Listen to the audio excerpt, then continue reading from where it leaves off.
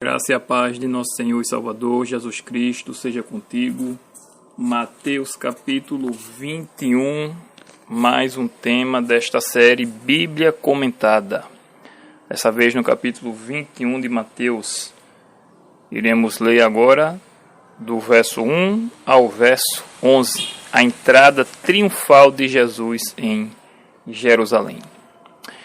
Quando se aproximaram de Jerusalém e chegaram a Betfagé, ao Monte das Oliveiras, enviou Jesus 2 discípulos, dizendo-lhes: Ide à aldeia que aí está diante de vós, e logo achareis presa uma jumenta e, com ela, um jumentinho. Desprendei-a e trazei-mos. E, se alguém vos disser alguma coisa, respondei-lhes que o Senhor precisa deles, e logo os enviará. Ora, isto aconteceu para se cumprir o que foi dito por intermédio do profeta. Dizei à filha de Sião: Eis aí vem o teu rei, humilde, montado em jumento, num jumentinho, cria de animal de carga. Isso está escrito em Zacarias capítulo 9, no verso 9. Verso 6, Mateus 21. Indo os discípulos e tendo feito como Jesus lhes ordenara, trouxeram a jumenta e o jumentinho. Então puseram em cima deles as suas vestes e sobre elas Jesus montou. E a maior parte da multidão estendeu as suas vestes pelo caminho, e outros cortavam ramos de árvores, espalhando-os pela estrada. E as multidões, tanto as que o precediam como as que o seguiam, clamavam: Hosana ao filho de Davi, bendito que vem em nome do Senhor, Hosana nas maiores alturas. E entrando ele em Jerusalém, toda a cidade se alvoroçou e perguntavam: Quem é este? E as multidões clamavam: Este é o profeta Jesus de Nazaré.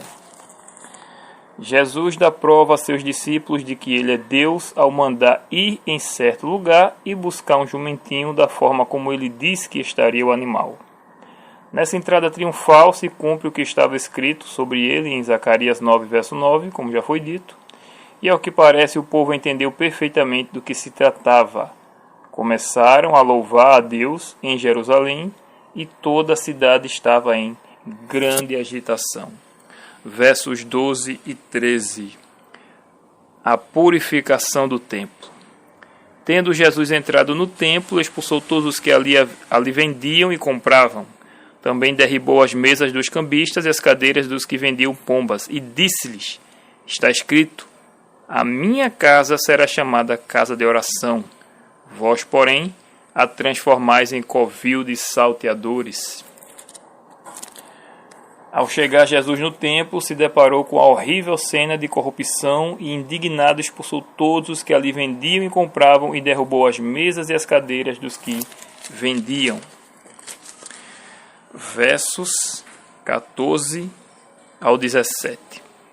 Vieram a ele no templo cegos e coxos, e ele os curou. Mas, vendo os principais sacerdotes e os escribas as maravilhas que Jesus fazia, e os meninos clamando Hosana ao filho de Davi, indignaram-se e perguntaram-lhe: Ouves o que estes estão dizendo?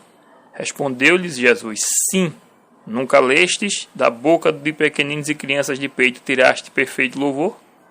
E deixando-o, saiu da cidade para Betânia, onde pernoitou. Depois daquela cena horrenda de mercadores no pátio do templo, agora o que se vê são enfermos sendo curados e pessoas glorificando a Deus. Mas os principais sacerdotes e escribas ficaram indignados com as maravilhas de Deus. Triste ver quem mais deveria se alegrar com isso, ficar revoltado, só pode realmente estar sob o domínio de Satanás. Enquanto isso, nosso Senhor Jesus sempre chamando a atenção deles para o que está escrito, na esperança de que se convertessem. Versos 18 ao 22. Cedo de manhã, ao voltar para a cidade, teve fome, e vendo uma figueira à beira do caminho, aproximou-se dela e, não tendo achado senão folhas, disse-lhe: Nunca mais nasça fruto de ti. E a figueira secou-se imediatamente. Vendo isto, os discípulos admiraram-se e exclamaram: Como secou depressa a figueira? Jesus, porém, lhes respondeu: Em verdade vos digo que, Se tiverdes fé e não duvidardes, não somente fareis o que foi feito à figueira, mas até mesmo se a este monte disserdes, ergue-te e lança-te no mar, tal sucederá. E tudo quanto pedirdes em oração, crendo, recebereis. Amém. Mais uma lição espiritual de Jesus, dessa vez 2 lições. Não podemos ter aparência somente, mas devemos ser cristãos de fato, produzir frutos de arrependimento. E se tivermos relacionamento com o Pai, tudo o que pedirmos, receberemos. Amém. Versos 23 ao 27. Tendo Jesus chegado ao templo, estando já ensinando, acercaram-se dele os principais sacerdotes e os anciãos do povo, perguntando: com que autoridade fazes estas coisas e quem te deu essa autoridade? E Jesus lhes respondeu: eu também vos farei uma pergunta. Se me responderdes, também eu vos direi com que autoridade faço estas coisas. De onde era o batismo de João? Do céu ou dos homens? E discorriam entre si. Se dissermos do céu, ele nos dirá: então por que não acreditastes nele? E se dissermos dos homens, é para temer o povo, porque todos consideram João como profeta. Então responderam a Jesus: não sabemos. E ele, por sua vez, nem eu vos digo com que autoridade faço estas coisas. Tristemente, vemos aqui a ruindade e a hipocrisia desses líderes religiosos. Eles não estavam felizes com todas as maravilhas que Jesus fazia em favor do povo, ao invés disso, odiavam a Jesus. Jesus, além de fazer o bem ao povo, ensinava as Escrituras corretamente. Versos 28 ao 32. E que vos parece? Um homem tinha 2 filhos. Chegando-se ao primeiro, disse: filho, vai hoje trabalhar na vinha. Ele respondeu: sim, senhor, porém não foi. Dirigindo-se ao segundo, disse-lhe a mesma coisa, mas este respondeu: não quero. Depois, arrependido, foi. Qual dos 2 fez a vontade do Pai? Disseram: o segundo. Declarou-lhes Jesus: em verdade vos digo que publicanos e meretrizes vos precedem no reino de Deus. Porque João veio a vós outros no caminho da justiça e não acreditastes nele, ao passo que publicanos e meretrizes creram. Vós, porém, mesmo vendo isto, não vos arrependestes, afinal, para aceitar, acreditardes nele.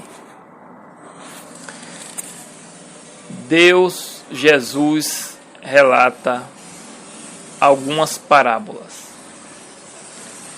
A começar com essa dos filhos, mostrando que importa se arrepender e fazer a vontade do Pai. E na questão aqui de publicanos e prostitutas precederem o reino de Deus, é exatamente por isso: arrependimento. É o que faltava a esses pseudo-religiosos. Verso 33 ao 46. Os últimos versos. São bastante agora, né? São 13 versos.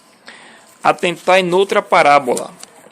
Havia um homem, dono de casa, que plantou uma vinha, cercou-a de uma sebe, construiu um lagar, edificou-lhe uma torre e arrendou-a a uns lavradores. Depois se ausentou do país. Ao tempo da colheita, enviou seus servos aos lavradores para receber os frutos que lhe tocavam. E os lavradores, agarrando os servos, espancaram a um, mataram a outro e a outro apedrejaram.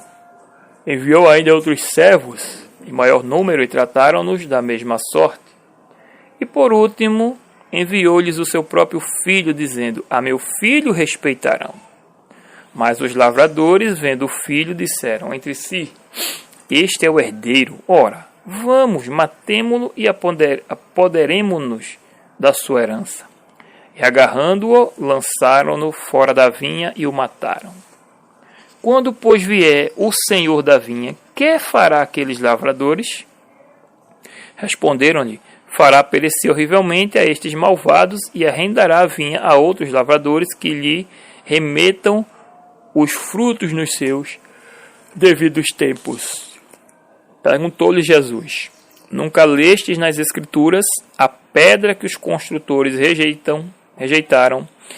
Essa veio a ser a principal pedra angular. Isto procede do Senhor e é maravilhoso aos nossos olhos. Portanto vos digo que o reino de Deus vos será tirado e será entregue a um povo que lhe produza os respectivos frutos. Todo que cair sobre esta pedra ficará em pedaços, e aquele sobre quem ela cair ficará reduzido a pó. Os principais sacerdotes fariseus, ouvindo estas palavras, entenderam que era a respeito deles que Jesus falava. E conquanto buscassem prendê-lo, temeram as multidões, porque estas o consideravam como profeta. Nesta parábola, Jesus mostra como seu povo escolhido vinha matando seus profetas e mataria também o próprio Filho de Deus. E ele fala claramente: o reino de Deus vos será tirado e será entregue a um povo que produza frutos. E apesar dessa advertência tão explícita, que faz lembrar também a parábola da vinha de Isaías, capítulo 5, os principais sacerdotes e os fariseus não quiseram se arrepender. E nós também tomemos cuidado para que não venhamos a ter o coração duro, mas que venhamos a amar as coisas de Deus, as coisas espirituais, a pureza, a santidade, e assim também amarmos o próximo como a nós mesmos, coisa que esses homens estavam mais preocupados com si próprio, com o seu orgulho, com a sua fama e não com a salvação das pessoas. No próximo capítulo, veremos Mateus capítulo 22. Que Deus seja louvado, que Deus te abençoe em nome de Jesus. Amém.